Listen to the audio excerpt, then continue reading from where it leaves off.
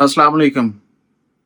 आज हम Sharjah visit visa की बात करेंगे कि शारजा का विजिट वीज़ा कैसे लिया जा सकता है, उसके लिए डॉक्यूमेंट कौन-कौन से चाहिए और उसका प्रोसीजर क्या है। शारजा वीज़ा लेने के लिए आपको किसी कंसल्टेंट की ज़रूरत पड़ेगी, आप खुद से इसको अप्लाई नहीं कर सकते।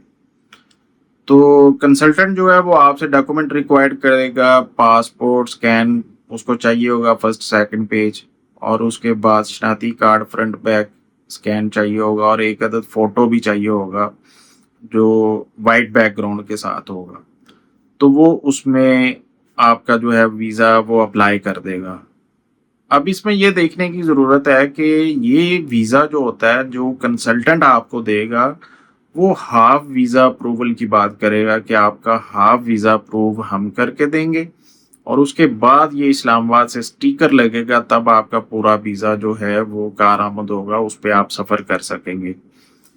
तो ये वाले डॉक्यूमेंट देने के बाद इसके साथ आपने 6 माह की बैंक स्टेटमेंट भी देनी है।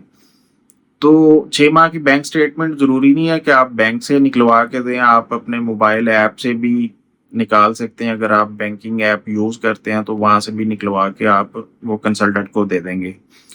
तो वो आपका वीज़ा अप्लाई कर देगा, अप्लाई होने के बाद आपकी अप्रूवल आ जाएगी। वो जैसे दुबई का वीज़ा, पेपर वीज़ा निकलता है, इसी तरह वो भी होगा। लेकिन उस पे आप सफ़र नहीं कर सकेंगे। उसके लिए फिर आपको क्या करना होगा कि आपको अपॉइंटमेंट लेनी पड़ेगी इस्लामाबाद से या कराची से। अपॉइंटमेंट लेने के बाद आप अपने ओरिजिनल डॉक्यूमेंट, पासपोर्ट, शनाख्ती कार्ड, तस्वीर और जो हाफ अप्रूवल वीज़ा निकला हुआ है वो भी, और उसके बाद होटल बुकिंग भी और टिकट, इशू टिकट चाहिए होगी और साथ में आपकी जो बैंक स्टेटमेंट है वो कंपलसरी है। उसको आपने बैंक से फिर प्रिंट निकलवाना है और उसका लेटर जो उसका मेंटेनेंस लेटर होता है वो भी साइन स्टैम्प करवा के लेके जाना है। और ये भी बात याद रखिएगा कि उसमें मिनिमम बैलेंस जो है वो 13-14 लाख रुपया लाजमी एंडिंग बैलेंस होना चाहिए, तब आपका वो स्टिकर वीज़ा लगा के देंगे। अदरवाइज आपका वो वहाँ भी रिजेक्शन कर सकते हैं, आपको रिफ्यूज़ भी कर सकते हैं। तो जब आप इस्लामाबाद पहुंचेंगे या कराची पहुंचेंगे तो फिर आपकी वहाँ पे कुछ डॉलर्स में वहाँ भी फीस जमा होगी। वो राउंड अबाउट 60-70 डॉलर के राउंड अबाउट उसकी फीस है और वो वहाँ पे डॉलर ही जमा होते हैं। वो एम्बेसी के पास ही बैंक है, बैंक में जाके आपने वहाँ पे डॉलर जमा कराने हैं। तो ये याद रखिए कि जब आपने एम्बेसी जाना है तो आपने अपने साथ डॉलर्स लेके जाने हैं। ये नहीं सोच के जाना कि वहाँ पे बैंक से ही चेंज करवा लेंगे, आपको अरेंज करके जाना होगा। वहाँ पे आप डॉलर में फीस जमा करवाएंगे, उसकी रसीद भी साथ लगाएंगे और वो आपके सारे डॉक्यूमेंट वहाँ पे चेक होंगे। तो ये भी याद रखिए कि आपने वहाँ पे कोई ऐसा डॉक्यूमेंट, फेक डॉक्यूमेंट नहीं देना, आपका वहाँ से भी वीज़ा रिजेक्ट होने के चांसेस हैं। अगर तो उनकी रिक्वायरमेंट के मुताबिक आपके पूरे डॉक्यूमेंट ठीक हैं, तो फिर वो आपको टाइम भी दे सकते हैं कि आप सुबह आके अपना पासपोर्ट ले लीजिएगा, या फिर आप अगर 2-3 दिन उनका अगर टाइम लगने का है, या फिर अगर 2-3 दिन में वो पासपोर्ट वापस देना चाहते हैं, तो फिर वो आपसे ये भी कह सकते हैं कि आप अपना एड्रेस दे जाएं और ये हमारे चार्जेस भी हैं, ये आप पे कर दें, हम आपको कोरियर कर देंगे और आपको घर पे पासपोर्ट मिल जाएगा।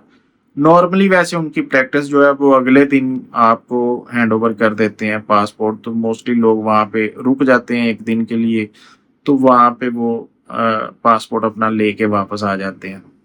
तो अगर तो वहाँ पे आपको वो स्टिकर लग जाता है, फिर आप उसके ऊपर ट्रैवल कर सकते हैं।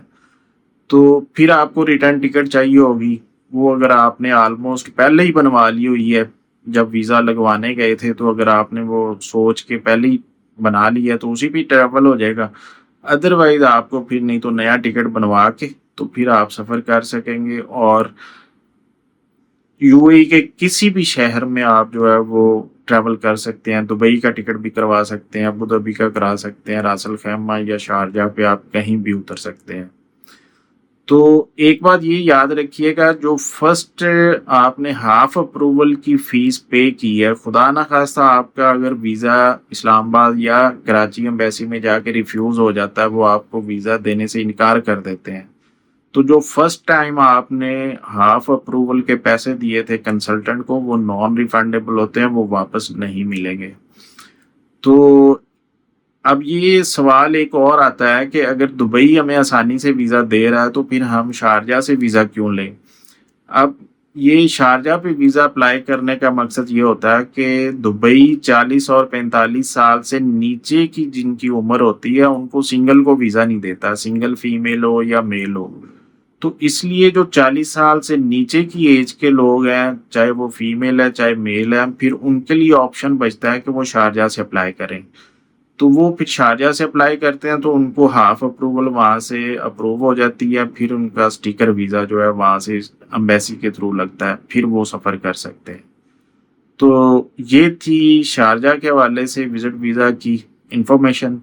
अगर इसके बारे में आपको कुछ भी पूछना हो तो आप कमेंट बॉक्स में पूछ सकते हैं, इंशाल्लाह मैं उसका रिप्लाई लाजमी दूंगा।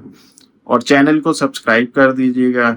तो इंशाल्लाह मिलते हैं नेक्स्ट वीडियो में। अल्लाह हाफिज़।